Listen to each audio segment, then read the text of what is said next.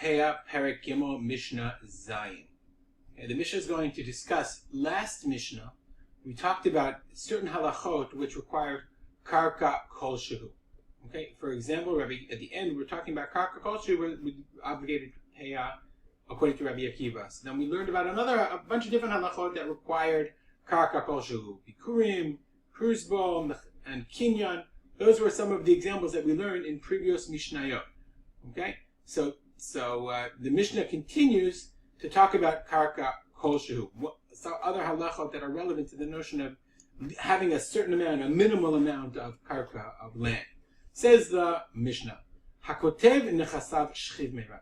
Shchiv meira is a phrase that means a person who is deathly ill. Okay, you can see in Wikipedia, it's a bitui talmudi choleno. Someone is dying. Okay, so the halacha took into account. Usually, a person, for example, can't verbally give something to somebody.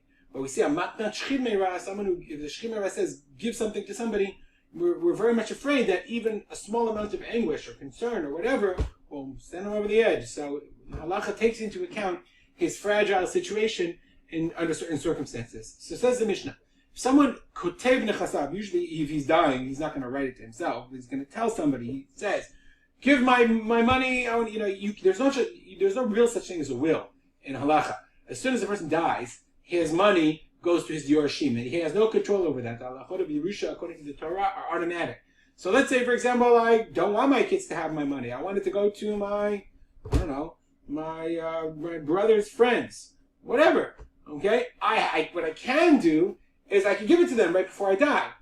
So he says, "Hakotev nechasav shchiv meira." So when a person is dying, so very much one of the things that really consumes them is what's going to happen to my property. Who do I want to give it to? So if a person he thinks he's dying, so therefore he instructs someone to write a shtar matana, to write a contract to give his property to somebody else. So the question is like this: what happens if he doesn't die? If he's still alive? Okay, he comes back and he says, "Well, Frank, that I gave you my house. Well, I'm still here, so can I have it back?" And Frank's like, "No, you gave it to me. Sorry. Is the gift a real gift or not?"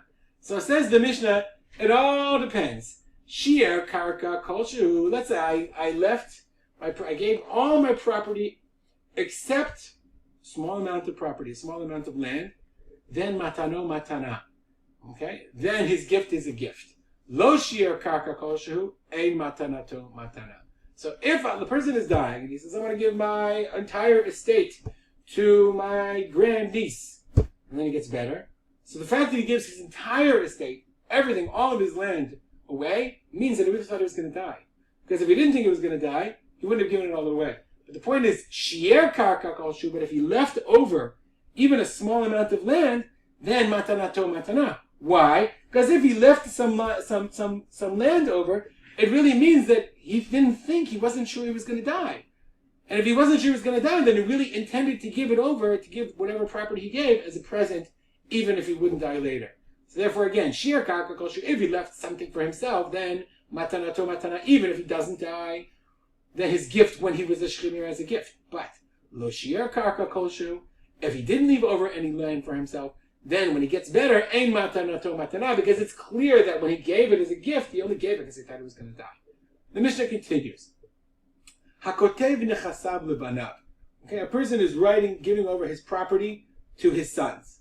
So he wants to give it out before he dies. He doesn't want to worry about how they're going to divide it up before they, this is also either a shchiv meira or even someone is healthy, according to the Rambam.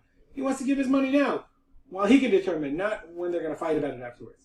Okay, it's interesting to note, remember, in the halachot of Yerusha, male children get property, female children do not.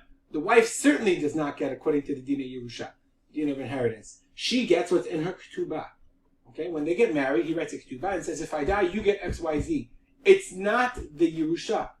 According to Jewish law, she doesn't get the inheritance. So what happens if he's writing out, not his will, it's not a will. He's divvying up his property. Kotev lechasav levanav, v'katav li'ishto karka kol shehu. And he writes to her, and he includes in the divvying up any amount of land. Says the Mishnah, ibda ktubata. Then she loses whatever in the ketubah. In the ketubah, normally it was the oraita, she gets 200 if she's a betula, and if she's not a betula, she gets 100. Zuz kesef, whatever. Okay? But that's the amount that she would get. But if he gives her rights for land, then Ibda Ktubata, then she lost her right to her Ktubah. Okay? The point is, though, it's not that she lost her Ktubah, but it's when she's getting the Karka, she doesn't say anything to the board. What about the Ktubah? The Mishnah says it's assumed that if she doesn't protest, she would much rather have land than she would a Ktubah. This is a general truism about property in general, and certainly in the eyes of Chazal.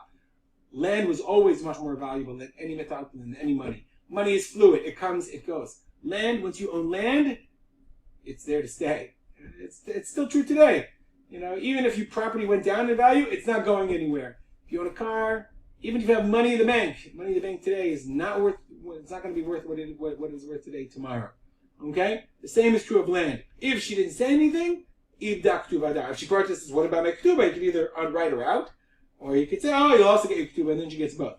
Rabbi Yossi says, Im kibla aleha, and if she accepted it upon herself, she agreed to be a partner, to take property together with her children, or with his sons, doesn't include her children, even if he didn't write her, even if he didn't write out in the contract that she would get land, nonetheless, ibda ktubata, because once she accepted the deal, she doesn't have to write it. She's a partner with the sons, and therefore she is abandoning the notion that she should get the money instead, and she's getting land instead of her ketubah. I want to dedicate this shir to the memory of my father. One second, let me find his name. Harav Simcha ben Yitzchak Kalman. Where is it? Yes, Harav Simcha ben Yitzchak Kalman. If you have any comments or questions, as always, please feel free to contact me, rswalter@gmail.com, and have a great day.